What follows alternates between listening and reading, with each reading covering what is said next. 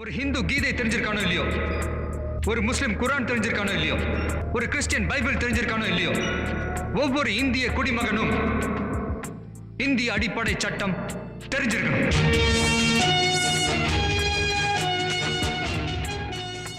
வணக்கம், சென்னை வழக்கறிஞர் ரமேஷ் பேசுகிறேன்.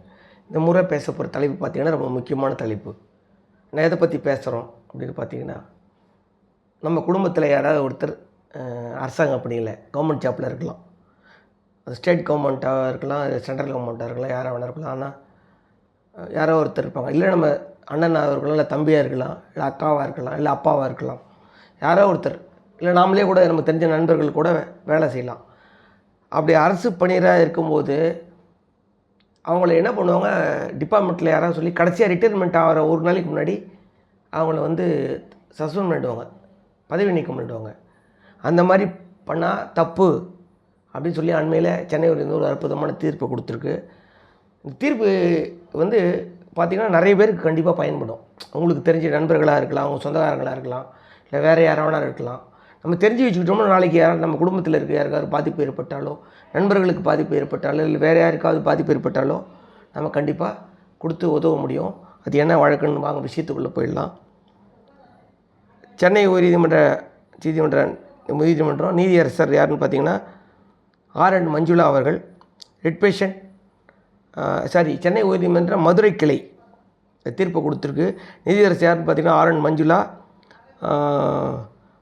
ரிட்பேஷன் நம்பர் MD நம்பர் 26,571/2022. தீர்ப்பு நாள் 26/4/2024. தீர்ப்பு விவரத்தை டிஸ்கிரிப்ஷன் பாக்ஸில் கொடுக்குறேன், பார்த்துக்குங்க. மனுதாரர் யாருன்னு பார்த்தீங்கன்னா சரவணன் மனுதாரர். எதிர் மனுதாரர் யாருன்னு பார்த்தீங்கன்னா joint director of school education, இணை இயக்குனர், பள்ளிக்கல்வித்துறை இணை இயக்குனர், பர்சனல் சென்னை. அப்புறம் சீஃப் எஜுகேஷனல் ஆஃபீஸர், முதன்மை கல்வி அலுவலர், சிவகங்கை டிஸ்ட்ரிக்ட், சிவகங்கை. என்ன ப்ரேயர் கேட்குறாருன்னு பார்த்தீங்கன்னா, இவர் பணி ஓய்வு பெறத்துக்கு முதல் நாள் இருக்கும்போது இவரை சஸ்பெண்ட் பண்ணுறாங்க. அதை ரத்து பண்ண சொல்லி இவர் ப்ரேயர் கேட்குறாரு. என்ன விஷயன்றதை நான் பேப்பரில் வந்திருக்கு, அந்த பேப்பர் தினமணி செய்தித்தாளில் வந்திருக்கு. அந்த முக்கியமான விஷயம் எதுக்கு நம்ம தெரிஞ்சு வச்சுக்கணும்னா, கண்டிப்பாக தெரிஞ்சு வச்சுக்கணும். நமக்கே இல்லை, நம்ம குடும்பத்தில் யாரும் கண்டிப்பாக இந்த விஷயங்கள் பயன்படும். அன்றைக்கி நீங்கள் தேடும்போது அந்த விவரங்கள் உங்களுக்கு கிடைக்காது. நாங்க விஷயத்துக்குள்ளே போயிடலாம். அரசு ஊழியரை ஓய்வு பெறும் நாளில் பணியிடம் நீக்கம் செய்வது சட்டவிரோதம். அரசு ஊழியரை ஓய்வு நாள் பணியிடை சட்டவிரோதம் சென்னை உயர்ந்த மதுரை கிளை அண்மையில் உத்தரவிட்டுள்ளது. சிவகங்கை மாவட்டத்தை சேர்ந்த சரவணன் என்பவர் கடந்த 2022ஆம் ஆண்டு தாக்கல் செய்த மனு. சிவகங்கை மாவட்ட பள்ளிக்கல்வித்துறையில் நான் பணிபுரிந்தேன். கடந்த 31/10/2022 பணி ஓய்வு நாளில் என்னை பணியிடை நீக்கம் செய்தவுடன் குற்றக்குறிப்பாணையம் எனக்கு வழங்கின. இதனால் எனக்கு கடும் மன உளைச்சல் ஏற்பட்டது. அப்போ ஒருத்தர் சஸ்பெண்ட் பண்ணிட்டாங்கன்னு வச்சுங்களேன், அவங்களுக்கு கிடைக்கக்கூடிய அந்த பணங்கள் பெனிஃபிட்டு, அப்புறம் பென்ஷன் ஒழுங்காக வராது, அவருக்கு வர வேண்டிய பணம் எதுவுமே வராது. எனவே பள்ளி கல்வித்துறை சார்பில் எனக்கு வழங்கப்பட்ட பணியிடை நீக்கத்தை ரத்து செய்து உத்தரவிட என கோரியிருந்தார். இந்த மனு உயர்நீதிமன்ற நீதிபதி R.N. மஞ்சுளா அண்மையில் விசாரணைக்கு வந்தது. அப்போது அரசு தரப்பில் அரசு பணியில் இருந்த தந்தை உயிரிழந்ததை அடுத்து கருணை அடிப்படையில் வேலைக்கு மனுதாரர் விண்ணப்பித்து அரசு பணியில் சேர்ந்தார். இவர் இந்த மனுதாரர் என்ன பண்ணியிருக்காரு, அவங்க அப்பா கவர்மெண்ட் ஜாப்லேருந்து இறந்துட்டதால கருணை அடிப்படையில் இவருக்கு வேலை கொடுத்துருக்காங்க. அப்போது அவர் தனது தாய் அரசு வேலையில் பணியில் பணிவதை மறைத்து கருணை அடிப்படையில் அரசு பணியை பெற்றார். அவங்க அம்மா மனுதாரோட அம்மா வேற ஒரு கவர்மெண்ட் ஜாப்பில் இருந்தாங்களா, அதை மறைச்சி இவர் கருணை அடிப்படையில் வேலை வாங்கிட்டு தான் சொல்கிறார்.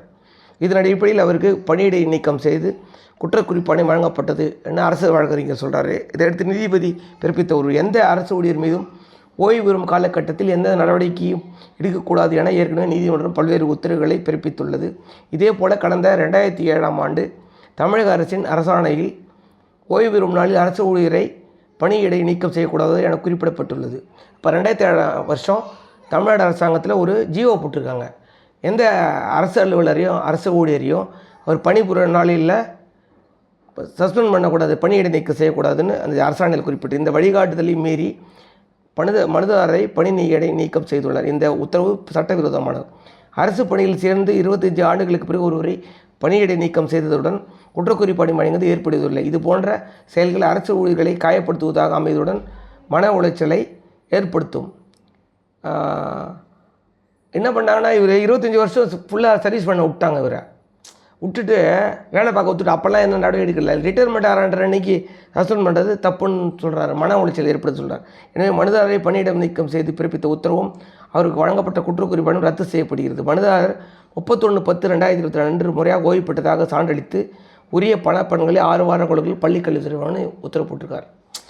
அவர் 31/10 ரிட்டையர்மெண்ட் ஆன மாதிரி பண்ணி அவருக்கு இந்த சஸ்பெண்ட் பண்ண உத்தரவை ரத்து பண்ணி அவர் ரிட்டையர்மெண்ட் ஆனதாக கருதி அவருக்கு தர வேண்டிய இந்த பலன்கள் ஓய்வூதியம் எல்லாத்தையும் கொடுக்க சொல்லி உத்தரவு போட்டிருக்காங்க. இதுலேருந்து நீங்கள் என்ன தெரிஞ்சுக்கணும் அப்படின்னு பார்த்தீங்கன்னா, ஒரு அரசு ஊழியரை கடைசி பணி நாளில் பணி நீக்கம் செய்கிறதுக்கு அரசாங்கத்துக்கு எந்த விதமான உரிமையும் கிடையாது.